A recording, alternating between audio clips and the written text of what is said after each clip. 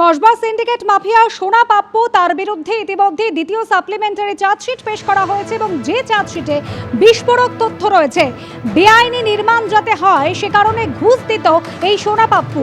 আমাদের প্রতিনিধি আবির দত্ত রয়েছেন আমাদের সঙ্গে টেলিফোন লাইনে। আবির, এই ঘুষের টাকা পৌঁছেছে কলকাতা পুলিশ, কলকাতা পুরসভার আধিকারিক এবং এমনকি তৃণমূল কাউন্সিলরদের কাছেও। কি রয়েছে চার্জশিটে?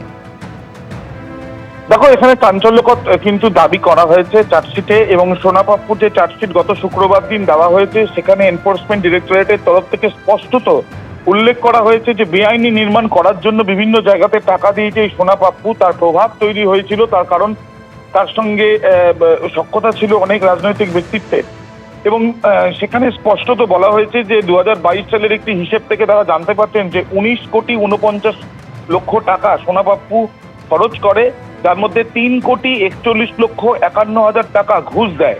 এবং এই ঘুষের অঙ্ক যায় পুলিশ অর্থাৎ কসবা থানার আধিকারিক, কেএমসির আধিকারিক অর্থাৎ কলকাতা পুরসভার আধিকারিক, কাউন্সিলর এবং ডোনেশন বাবদ।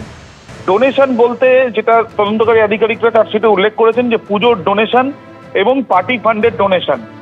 এবং এই চার্জশিটেই তৎকালীন শাসক দল অর্থাৎ তৃণমূল কংগ্রেসের সক্রিয় সদস্য ছিল সোনা পাপ্পু, সেটা উল্লেখ করা হয়েছে।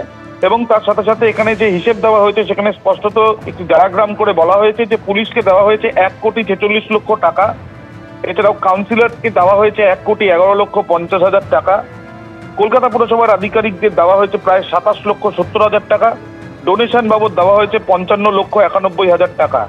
এই যে টাকা, এত বিপুল অঙ্কের টাকা যে দেওয়া হয়েছিল ঘুষ বাবদ, সেই টাকা দেওয়ার পেছনে কারণ যাতে জোর করে কোনো জমি দখল করা নেওয়া যায় বা আলাদাভাবে ভাড়াটিয়া বসিয়ে যিনি মালিক তার উপরে প্রেশার ক্রিয়েট করে বা তার উপরে চাপ দিয়ে এবং তাকে প্রভাব দেখিয়ে তার কাছ থেকে জায়গা নেওয়া যায় এবং এই বিভিন্ন রকম কনস্ট্রাকশন করা যায়। অর্থাৎ জমি দখলের যে অভিযোগের ভিত্তিতে তদন্ত করছে এনফোর্সমেন্ট ডিরেক্টরেট, যে তদন্তে শান্তনু সিনহা বিশ্বাসের নামে এর আগে চার্জশিট হয়েছে জয়েশ কামদারের নামে।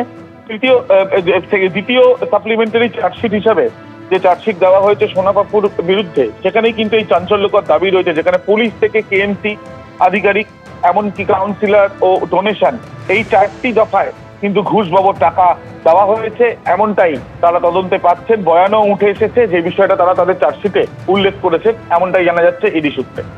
ধন্যবাদ আবির। অন্যদিকে আন্দামান নিকোবর দ্বীপপুঞ্জে একটি আর্থিক প্রতারণার অভিযোগ, সেই মামলার তদন্তে এবার ইডির স্ক্যানারে কলকাতার এক ব্যবসায়ী। সূত্রের খবর, তদন্তে তাঁর বাড়ি যায় ইডির টিম।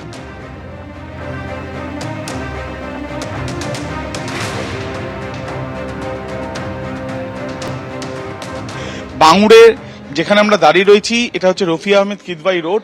এই যে আবাসন রয়েছে সেই আবাসনের 3 তলাতে এক ব্যবসায়ীর বাড়িতে চলছে এই তল্লাশি অভিযান। ইতিমধ্যে সেন্ট্রাল ফোর্সের জওয়ানদের নিয়ে এনফোর্সমেন্ট ডিরেক্টরেটের আধিকারিকরা, আমরা দেখতে পাচ্ছি এখানে তাদের গাড়িও দাঁড়িয়ে রয়েছে, সেইখানে তারা এসছেন এবং মূলত কয়েক কোটি টাকার প্রতারণার একটি মামলা, যে মামলার পরিপ্রেক্ষিতে কেস রেজিস্টার্ড হয়েছিল বেঙ্গালুরুতে, এবং এই কেসটি আন্দামান নিকোবর দ্বীপপুঞ্জে সেখানেও প্রতারণার জাল ছড়িয়ে রয়েছে। এবং সেখান থেকেও পাওয়া বেশ কিছু তথ্য নিয়েই কলকাতার কাছে এই বাঙুড়ে, সেখানে রফি আহমেদ কিদওয়াই রোডে এক ব্যবসায়ীর বাড়িতে তল্লাশি অভিযানে এনফোর্সমেন্ট ডিরেক্টরেট। এবিপি আনন্দ, এগিয়ে থাকে, এগিয়ে রাখে।